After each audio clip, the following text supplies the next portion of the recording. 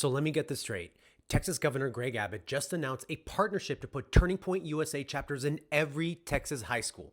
And if your school tries to stop it, Abbott says there will be meaningful disciplinary action. Schools should be reported immediately to the state education agency.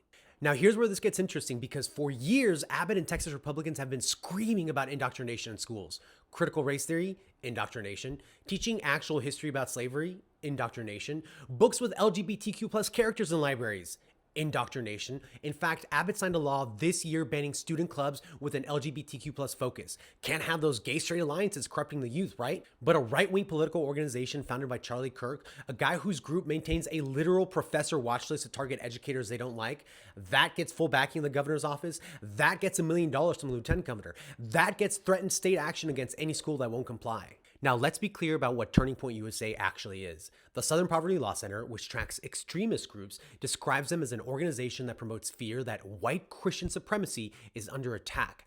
They face protests and petitions at schools across the country for what parents and students call racist, homophobic, and sexist messaging.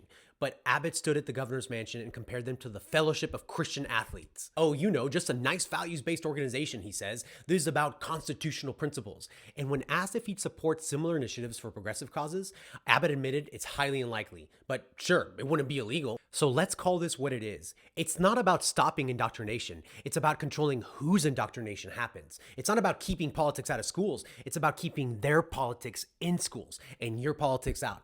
They don't want education to be neutral. They want it to be theirs. LGBTQ plus kids forming support groups, banned. Could corrupt our children.